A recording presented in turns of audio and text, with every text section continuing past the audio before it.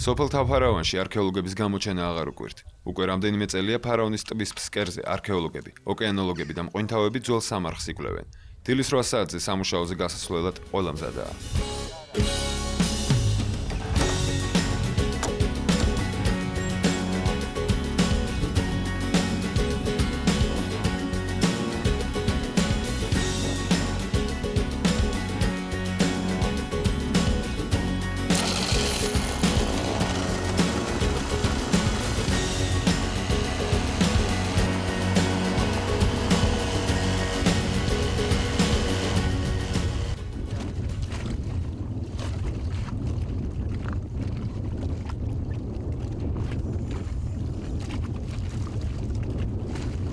ფსკერიდან ამოღებული ყველა ქვა, ყველა კენჭი საგულდაგულოდ უნდა დათვალიერდეს, გაიზომოს. ამას დიდი დრო მიაქვს, მაგრამ პატარა დეტალის გაშვებაც არ შეიძლება. მონაცემები სპეციალურ რვეულში შეაქვთ.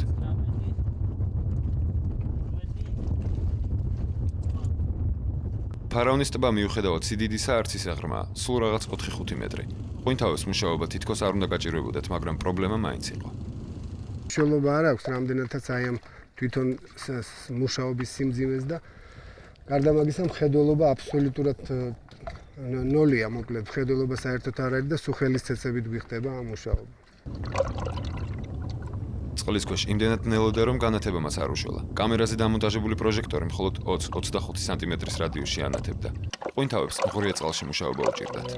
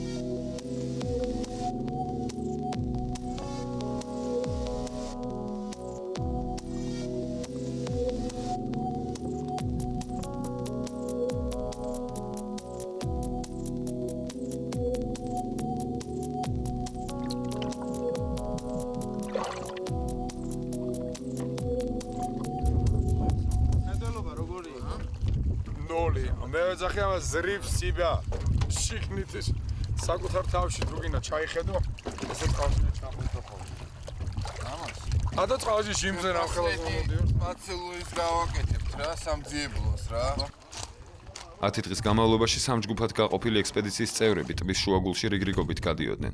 თითო-ცვლა 2-3 საათს მუშაობდა. წყალი იმდენად ცივი იყო, რომ მყინთავის გერმეტულ ტანსაცმელშიც გეატანდა. ეს გასაკვირიც არაა, ფარავნის ტბა 2100 მეტრის სიმაღლეზეა და აქ ზამთარში ჰაერის ტემპერატურა ხშირად -30 გრადუსია. ეს არის ბევრი თვალსაზრისით რთული რეგიონი. მაღალზე ვართ 2100 მეტრია ახლა ჩვენ სადაც ვდგევართ და არ არის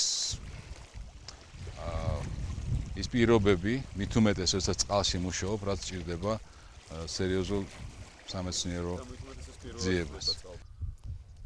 პირველმა აქაურობას ოკეანოლოგმა ირმა მაკალათიამ მიაქცია ყურადღება. ის სოფელში მცხოვრები ხაჭი კარაქელიანის შვილის ნათლია. სწორედ ხაჭიკმა მიაგნო თევზაობისას ძველი ყორღანს და ყველაფერი ირმას უამბო. Она попросила лодку найти и заходить. Я нашел лодку, зашли, показал, ну, как, что, к чему, и даже я вышел, стоял там.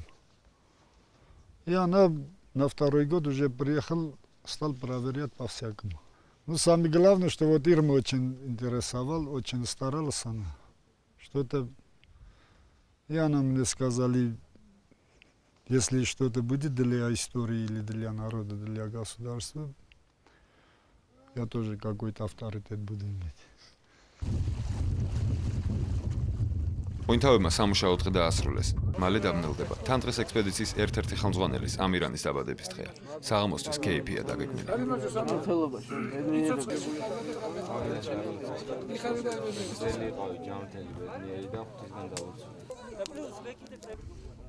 ბევრი დაილია, ბევრიც შეიჭამა. შესაბამისად, დილას ადრე ადგომაც ცოტა გაჭირდა. ამ დღისთვის წყალში შესვლა გარკვეული მიზეზების გამო გადაიდო, თუმცა უქმად ჯდომას არავინ აპირებდა. ტბის მეორე ნაპირზე შაორის მთაა, რომელიც არქეოლოგებში ყორღანზე არანაკლებ დიდ ინტერესს იწვევს.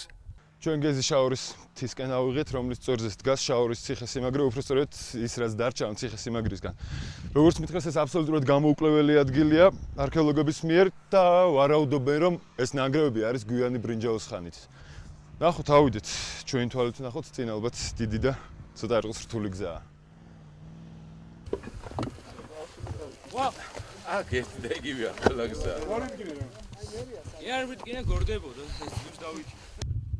ერთი შეხედვით ამ მთაზე ასვლა ადვილია, მაგრამ ნაშალი ქვა ფეხქოშ საშინლად სურავს.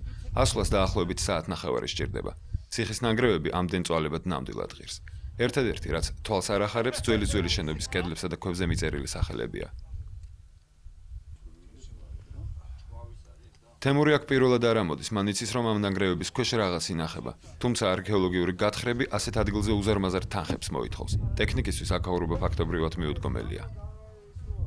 არ არის გამორიცხული ეს რა თქმა უნდა შეიძლება კი არა აუცილებლად იქნება რასაც ხედავთ იმის ქვეშ იმიტომ რომ აი სენაკებს რასაც ხედავთ აქ ჩვენ პირადად 2003 წელს იყო აქ დიდი ექსპედიცია სტუდენტების უბრალოდ აქ ექსკურსიაზე ვიყავით და ამ ექსპედიციის დროს სტუდენტები შევძვერეთ და ვისაც აინტერესებდა ამ სენაკებიდან რაღაც პატარა გავჩიჩქნეთ რა რაღაც მოვძებნეთ და ამოვიდა თიხის საკმაოდ დიდი რაოდენობა იოლად საპონი იყო და მაშინ რო იყო ასეთი არქეოლოგი კახაკახიანი ჩვენთან ერთად ვაჩვენეთ და მან ბრინჯაოს პერიოდი და ვარაუდი გამოთქვა რომ სწორედ ბრინჯაოს პერიოდის კერამიკის ნატეხები იყო.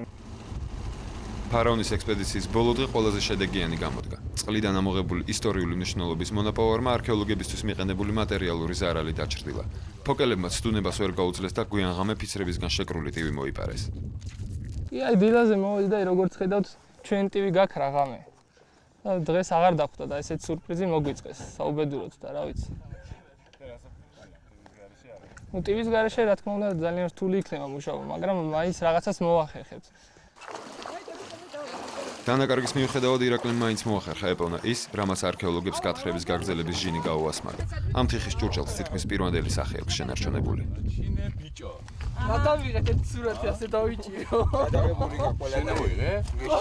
აუ ნაღდი საჩუქარი შენთვის. ამით ღვინო ხარ შევსვათ. ღვინო თამაგით და ძალიან განსხვავებული. ესე ძველია. საკმარისია რა რო ვას ნამდვილად იქ ცხოვრება იყო რა ვარიანტი რა. ფარაონის ტბაზე ნაპოვნი ყველა ექსპონატი დღეს უნივერსიტეტში ინახება. საბოლოო ექსპერტიზა ჯერ არ ჩატარებულა. თუმცა პირველადი დათვალიერებით და შესწავლით მათი სავარაუდო ასაკი დადგინდა.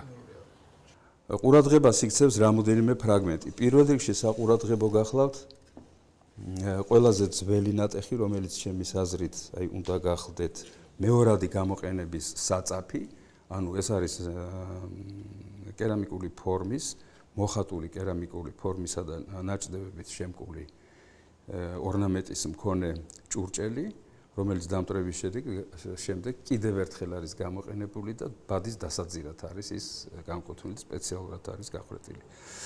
არ არის გამორიცხული, რომ ეს ნატეხი ამათ შორის ყველაზე ადრეულია და ძველი წელთაღრიცხვის პირველ 1000 წლეულს განეკუთვნება. ანუ შესაძლოა ამ ნატეხის თარიღი იყოს დაახლოებით 2500-2400 წელი.